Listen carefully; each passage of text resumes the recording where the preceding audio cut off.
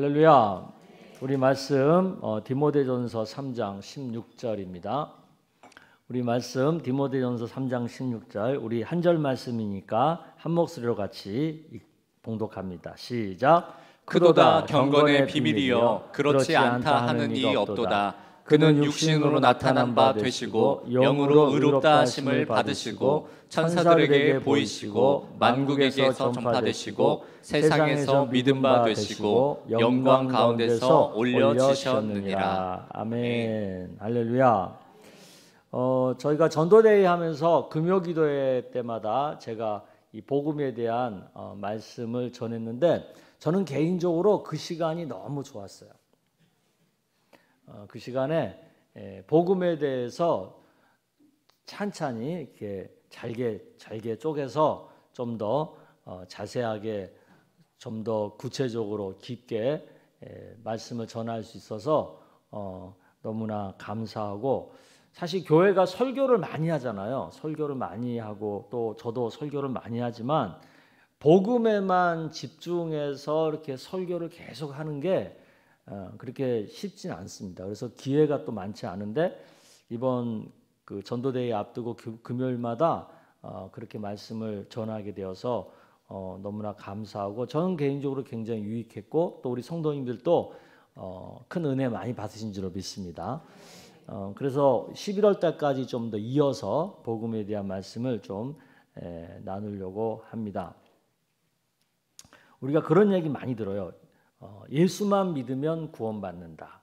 예수 외에는 구원자가 없다. 교회에서 이런 말 많이 들었죠? 그렇죠? 그래서 그러면 무엇에 근거해서 이런 얘기를 하는지 궁금하죠? 그리고 왜 예수님만 믿어야 구원을 받는 건지, 예수님 외에는 왜 구원자가 없다고 하는지, 이런 거에 대해서 좀 의문을 가지셨나요? 안 가지셨어요? 그냥 무조건 믿는 거지. 그것은 사실은 건강한 믿음은 아닙니다. 무조건 믿는 것은. 왜냐하면 그걸 맹신이라고 그래요. 맹신. 그러니까 우리 기독교에서 말하는 믿음은 지적이고 감정적이고 의지적인 전인격적인 것이 다 동원되어서 우리가 예수를 인격적으로 믿는다라고 해야지 성경이 말하는 믿음이지, 아무것도 따져보지도 않고 무조건 믿는다, 이것은 맹신이고요. 또 허황된 것을 믿는 것은 미신이죠. 그러니까 우리가 맹신이나 미신에 빠지지 않고 온전한 믿음 안에 거하려면 찬찬히 성경이 근거해서 우리가 지적으로 이해할 건 이해하고 또 감정적으로 느껴야 될 건 느끼고 또 의지적으로 결단할 것은 결단하고, 그런 가운데서 믿음을 가져야 될 줄로 믿습니다. 아멘. 그래서 오늘은 예수님께서 왜 온전한 자격을 갖추신 구원자가 되는지, 이것에 대한 얘기를 좀 해보려고 합니다.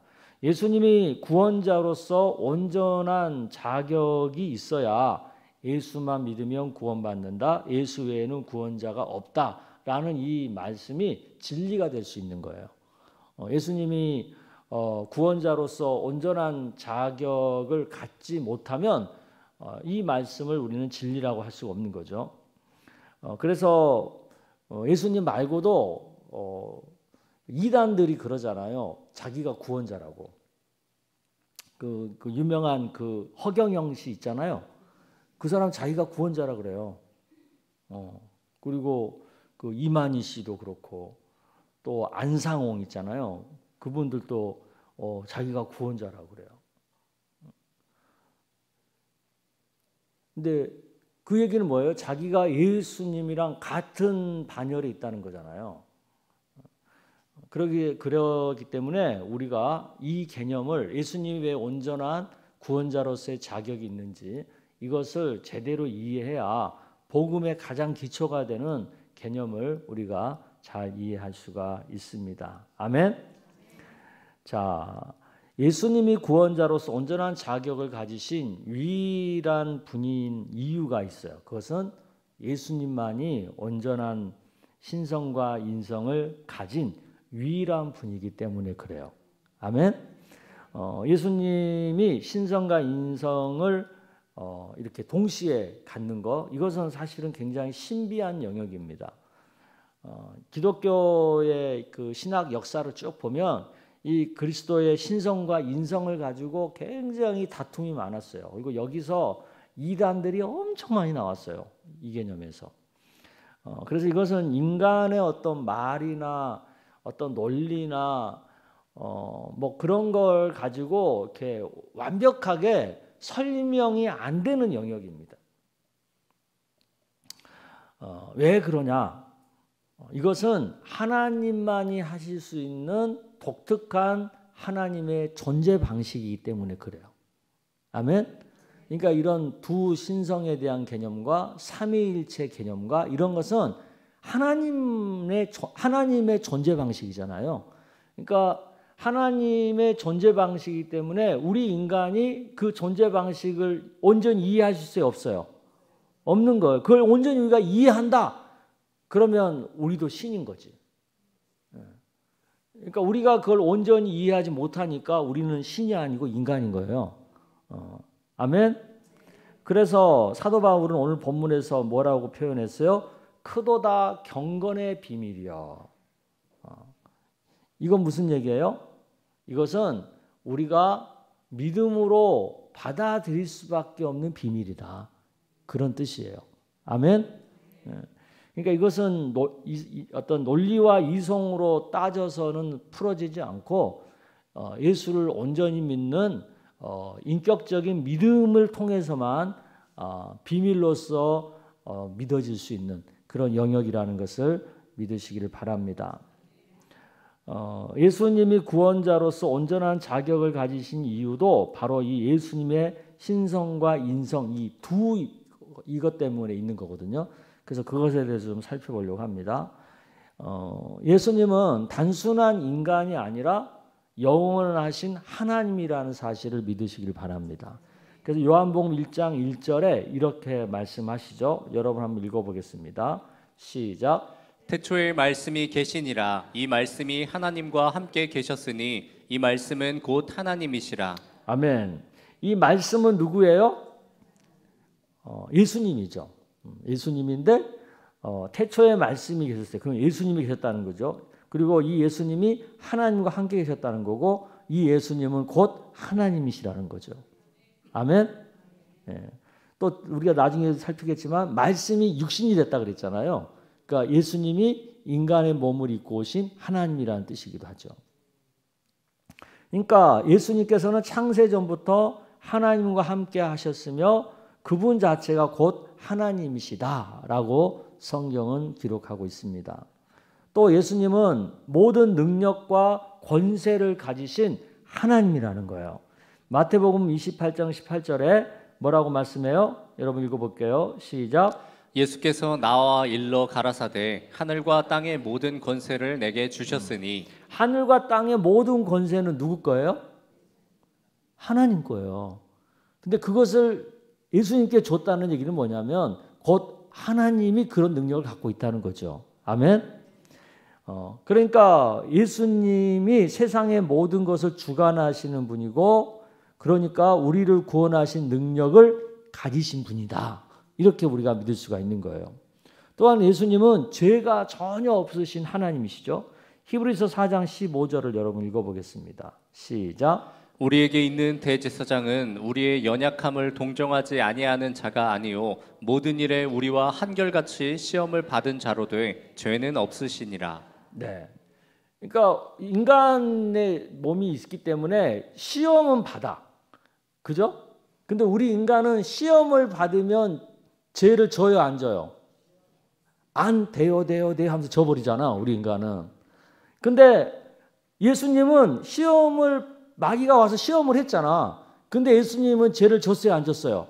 안 졌어요. 그래서 죄가 없는 거야. 그러니까 예수님의 죄 없으심은 그분이 우리 죄를 대신 짊어지시고 속죄하실 수 있는 온전한 자격을 가졌다는 것을 의미하는 거예요. 또한 예수님은 완전한 인간으로서 이 땅에 오셨죠.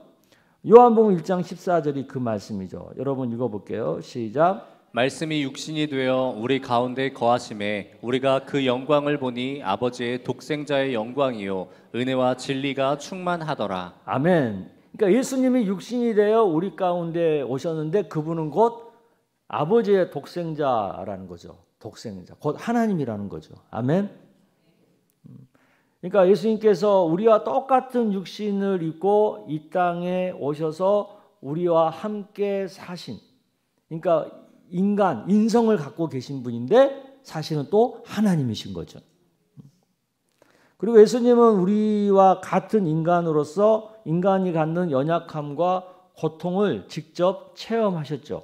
이사야서 53장 3절 여러분 읽어보겠습니다. 시작. 그는 멸시를 받아 사람들에게 버림을 받았으며 간고를 많이 겪었으며 질고를 아는 자라. 네, 인간의 질고를 아는 분이라는 거죠. 그러니까 예수님은 우리 인간의 고통과 슬픔을 깊이 이해하시고 또 우리를 동정하시고 위로하시는 분이다라는 것을 믿으시길 바랍니다. 이런 예수님의 인성은 그분이 우리의 죄를 대신하여 대속의 희생을 감당할 수 있게 한 거예요. 고린도후서 5장 21절 말씀 또 읽어볼게요. 시작. 하나님이 죄를 알지도 못하신 이를 우리를 대신하여 죄로 삼으신 것은 우리로 하여금 그 안에서 하나님의 의가 되게 하려 하심이라. 네, 하나님은 인성을 갖고 있지만 죄가 없는 분이기 때문에 우리를 대신하여 그 죄값을 치르시는 역할을 감당할 수가 있는 거죠. 그래서 우리를 의롭게 만드실 수가 있는 분이라는 거죠. 이해되시나요? 네. 예수님은 이렇게 우리를 대신하여 십자가에서 죽으심으로 우리의 죄를 사하시고 우리가 하나님과 화목할 수 있는 길을 열어주신 것입니다. 이것은 마치 이런 것과 같은 거예요. 예를 든다면 어떤 나라에 큰 갈등이 일어나서 양쪽이 서로 화해할 수 없는 아주 어려운 상황에 처한 거죠. 그런데 그 갈등을 해결하기 위해서 어떤 자가 나타났어요. 그는 이 양쪽의 문화를 깊이 이해하면서 또 양쪽 모두를 다 대변할 수 있는 자인 거죠. 그래서 서로의 갈등을 해결하고 화해를 할 수 있는 중재자가 될 수 있는 거죠. 이처럼 예수님은 하나님과 우리 인간 사이에 양쪽을 다 이해하시는 분이 왜? 신성이 있으니까 하나님을 알고 인성이 있으니까 인간을 알고 그죠? 네. 그러니까 이 양쪽을 다 충분히 알고 계시니까 우리를 중재할 수 있는 가장 완벽한 자가 예수님이신 거죠. 아멘. 그래서 하나님과 우리가 이렇게 화목할 수 있도록 다시 화목한 관계를 이룰 수 있도록 중재 역할을 가장 잘 하실 수 있는 분이 예수님이라는 거예요. 아멘. 그 다음에 이제 이 예수님의 두 가지 본성에서 또 우리가 한 가지 살펴볼 것은 우리가 지난번 복음에 대한 말씀을 드릴 때 하나님의 진노에 대해서 말씀드렸잖아요. 그죠? 기억나세요? 기억 안 나죠? 너무 오래된 얘기야. 예. 어떻든 그 죄 때문에 우리가 하나님의 진노를 피할 수가 없다 그랬잖아요. 진노를 받아야만 되는데 그 진노를 예수님이 해결해 주셨다 그랬잖아요. 근데 그 예수님이 해결할 때 이 두 가지 본성이 작용이 돼서 그 진노를 해결한 거예요. 어떻게 작용이 됐는가를 봅시다. 예수님은 신성 때문에 죄가 없으시고 완전한 분이시잖아요. 그렇죠? 신성의 완전함은 예수님께서 하나님의 공의를 충족시킬 수 있는 유일한 분이라는 뜻입니다. 하나님께서 죄를 용서하기 위해서는 완전하고 죄가 없는 제물이 필요한 거잖아요. 그래서 히브리서 9장 14절은 이것을 이렇게 표현을 하고 있어요. 여러분 읽어보겠습니다. 시작. 하물며 영원하신 성령으로 말미암아 흠 없이 자기를 하나님께 드린 그리스도의 피가 어찌 너희 양심을 죽은 행실에서 깨끗하게 하고 살아계신 하나님을 섬기게 하지 못하겠느냐. 네, 흠 없이 자기를 하나님께 드린 그리스도 피. 흠이 없는 피기 때문에 우리를 의롭게 만들 수가 있는 거죠. 아멘. 그래서 예수님의 신성은 흠이 없기 때문에 완전한 하나님이 바라시는 속죄 제물이 될 수가 있는 것입니다. 예수님의 신성은 또한 그분이 무한한 가치를 가지신 분이라는 것을 또 나타내 주죠. 예수님이 무한한 가치를 가지신 하나님이기 때문에 모든 인류의 죄를 대신 감당할 수가 있는 거죠. 왜? 무한한 가치가 있는 하나님이 희생하심으로, 십자가에 죽으심으로 희생하셨잖아요. 희생하심으로 인해서 그 희생의 가치가 무한한 거잖아요. 그렇죠? 그러니까 아무리 인간의 죄가 크고 아무리 인간이 많아도 그 죄값을 다 해결할 수 있어 없어? 있어 없어요? 있는 거죠. 왜? 하나님이 무한한 가치가 있는 분이니까. 그분이 희생하셨으니까 그 희생의 가치 또한 무한한 거잖아요. 그러니까 아무리 인류가 많아도, 아무리 인류가 많은 죄를 졌어도 그 죄값을 완전히 다 해결하고도 남음이 있는 거죠. 아멘. 그래서 로마서 3장 25절은 하나님께서 그를 믿음으로 인하여 그의 피로써 화목 제물로 세우셨다, 그렇게 말씀하는 거예요. 그러니까 예수님의 신성은 하나님의 진노를 완전히 충족시키고도 남음이 있는 역할을 했다라는 뜻이죠. 아멘. 또 예수님의 인성, 이번 인성은 그분이 우리를 대신하여 죽으실 수 있게 하는 거죠. 인간의 죄는 인간이 짊어져야 하는 거잖아요. 그렇죠? 우리 인간이 졌으니까 우리를 대신하려면 인간이 대신해야 될 거 아니에요. 근데 그 인간은 어떤 인간이어야 돼? 죄가 없는 인간이어야 돼. 근데 예수님은 완전한 인간이면서도 죄가 있어요, 없어요? 없는 거예요. 그러니까 예수님만이 우리를 대신해서 희생을 하실 수 있는 자격이 있는 거죠. 그래서 이사야서 53장 5절 뭐라고 말씀해요? 읽어보겠습니다. 시작. 그가 찔림은 우리의 허물 때문이요 그가 상함은 우리의 죄악 때문이라. 아멘. 그러니까 예수님의 인성은 그분이 우리 죄를 대신 짊어지고 대속의 희생을 감당할 수 있게 해준 거죠. 그리고 또 예수님의 인성은 그분이 우리의 대표자가 될 수 있음을 의미하는 겁니다. 우리 그런 생각을 해볼 수 있어요. 아니, 우리가 언제 예수님 보고 우리 대표자 하라고 했어요? 누가 예수님 대표자 시켰어요? 이런 생각할 수 있어요, 없어요? 여러분들 너무 순진해가지고 너무 착해가지고 그런 생각 안 할 수 있는데, 조금만 이렇게 생각을 좀 해보면 언제 대표자 하라고 그랬냐고 이런 거 생각할 수 있어요, 없어요? 있다고요. 근데 왜 예수님이 우리의 대표자가 될 수 있는 거예요? 예수님만이 인간의 모든 연약함과 유혹을 겪으셨으면서도 죄가 하나도 없는 분이기 때문에. 아멘? 그러니까 예수님 말고는 이 죄를 대신 져줄 사람이 있어요, 없어요?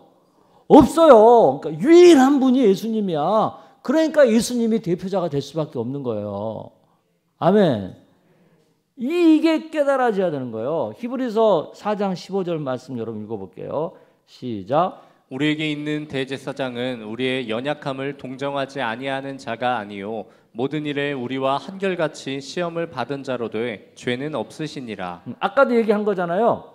인간이 겪을 수 있는 시험을 다 받았어. 근데 예수님은 그 시험에 넘어갔어요, 안 넘어갔어요? 그래서 죄가 있어요, 없어요? 없어요. 인간이면서 죄가 없는 유일한 분은 예수님이에요. 그러니까 예수님이 우리 인간의 구속을 위한 대표자가 될 수밖에 없는 거죠. 그러니까 그분만이 우리를 대표해서 하나님 앞에서 중보자, 중재자가 될 수밖에 없는 거죠. 그런데도 회의론자들, 의심이 많은 사람들은 무슨 얘기를 해요? 아니, 고작 그 예수님 한 분이 어떻게 그 그 수많은 사람들의 죄값을 다 치를 수 있단 말입니까?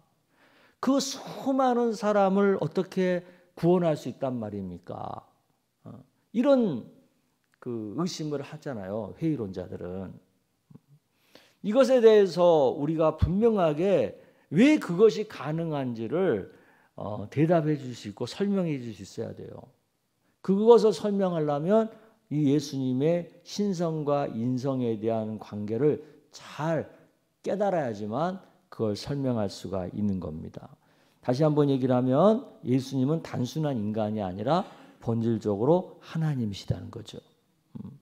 그러니까 요한복음 10장 30절에 예수님께 직접 말씀하셨잖아요. 나와 아버지는 뭐라고요? 하나다, 하나다. 같다, 동등한 존재다라는 거죠. 그러니까 하나님은 무한한 존재이기 때문에 예수님의 희생은 무한한 효력을 갖는 거예요. 아까도 얘기했잖아요. 하나님은 무한한 가치가 있는 분이잖아요. 그분이 희생하셨으니까 그 희생의 가치 또한 무한한 거죠. 그렇죠? 그러니까 예수님 한 분이 희생했지만 그 수많은 사람들의 그 수많은 죄를 동시에 다 해결하고도 남음이 있는 거죠. 아멘. 그러니까 회의론자의 그 의심에 대해서 우리가 이렇게 딱 설명을 하면 해결이 돼버리는 거예요. 아멘. 또 예수님은 완전한 인간으로서 이 땅에 오셨잖아요. 예수님의 인간으로서 우리와 동일한 육체와 본성을 또한 가지셨잖아요. 그래서 히브리서 2장 17절은 이렇게 얘기합니다. 그러므로 그가 범사의 형제들과 같이 되심이 마땅하도다. 이는 하나님 앞에 자비하고 신실한 대제사장이 되어, 즉 중재자가 되어 백성의 죄를 뭐 하려고요? 속량하려 하심이라. 아멘. 그러니까 예수님께서 하나님이신 분이 우리 인간과 같은 똑같은 몸으로 이 땅에 오신 것은 대제사장으로서 중재자가 되어서 우리 죄를 속량하기 위해서 오신 겁니다. 그래서 우리는 그 예수님을 어떻게 믿어야 돼요? 디모데전서 2장 5절에 하나님은 한 분이시요 또 하나님과 사람 사이의 중보자도 한 분이시니 곧 사람이신 그리스도 예수라. 아멘. 이 한 문장 안에 놀라운 그 우리 구원자 예수님에 대한 그 존재와 의미가 다 들어 있는 거예요. 예수님이 하나님과 인간 사이에 유일한 중재자의 역할을 할 수 있다. 왜? 신성과 인성을 가지신 분이기 때문에 우리의 구원자로서 가장 온전한 자격을 갖추신 분은 우리 예수님 한 분밖에 없기 때문이다라는 거죠. 아멘. 그래서 우리가 다시 한번 이 두 가지 예수님의 본성을 기본으로 해서 그분만이 우리 죄 문제를 해결할 수 있는 유일한 자라는 것을 설명하기 위해 한 가지 예를 다시 들어보면 어느 나라에 심각한 범죄가 일어나서 법정이 열린 거예요. 이 범죄는 나라 전체를 다 무너뜨려 버릴 수 있는 굉장히 어려운 혼란에 빠뜨렸고 이 범죄자는 가장 무거운 형벌을 받을 수밖에 없는 거죠. 하지만 그 나라의 왕자가 나서서 제가 이 죄를 대신 짊어지겠습니다 라고 하니까 이 문제가 한순간에 해결이 되는 거예요. 왜?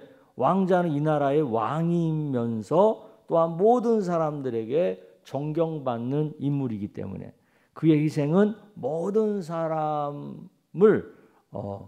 구하고도 남음이 있을 정도로 충분히 모든 사람들이 받아들일 수 있는 거기 때문에 그렇다는 거죠.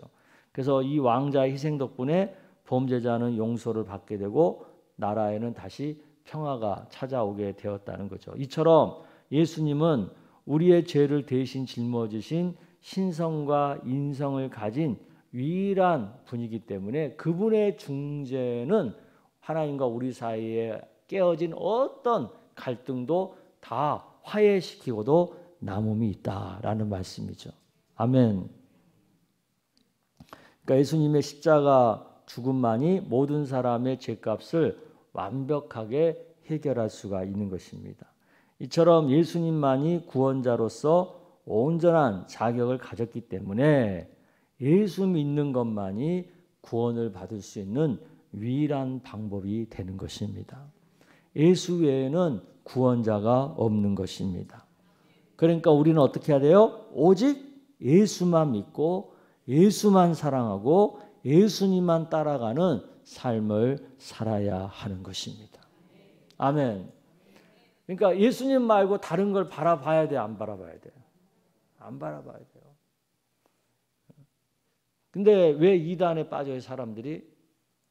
이 예수님만이 유일한 구원자로서의 온전한 자격을 가졌다는 것을 믿지 못하니까 그런 거예요. 이것을 온전하게 이해를 못하니까 저기 막 허경영이가 내가 신인이고 내가 구원자다. 그러니까 거기 가는 거야. 그리고 그 다 썩어 빠진 그 우유 가지고 이건 먹으면 뭐 어쩐다. 그것을 믿는 거야. 진짜 한심해요. 그렇지 않아요? 그게 믿어진다는 게 웃기지 않아요? 그리고 성경 어디에도 안상옥이가 구원자라든가 이만희가 구원자라는 말이 있어요, 없어요? 없거든?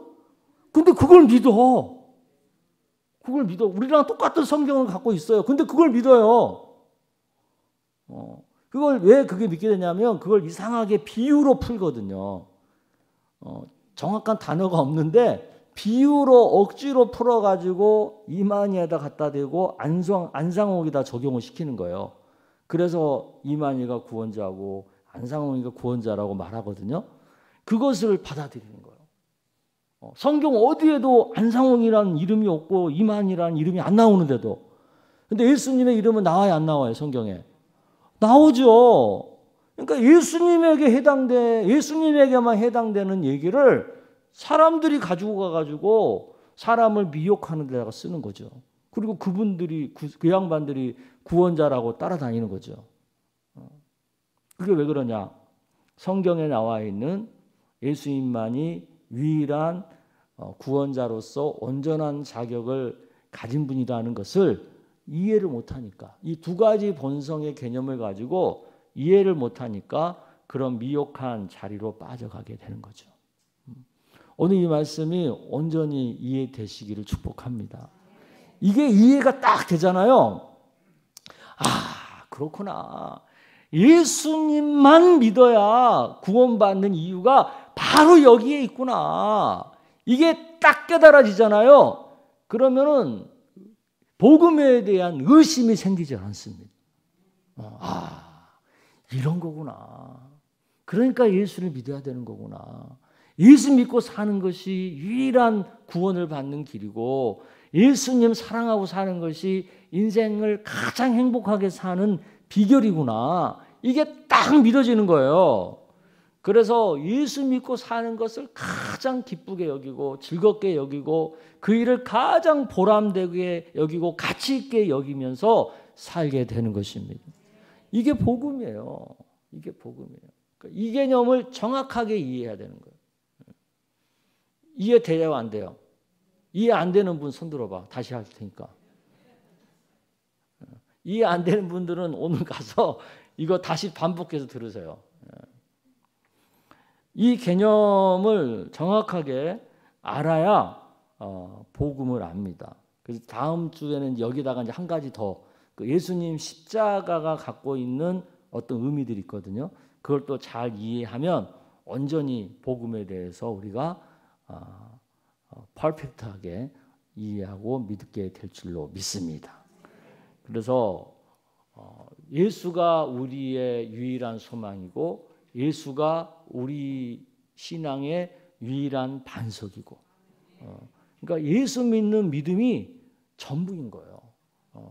이 은혜가 우리 가운데 있기를 주의 이름으로 축복합니다.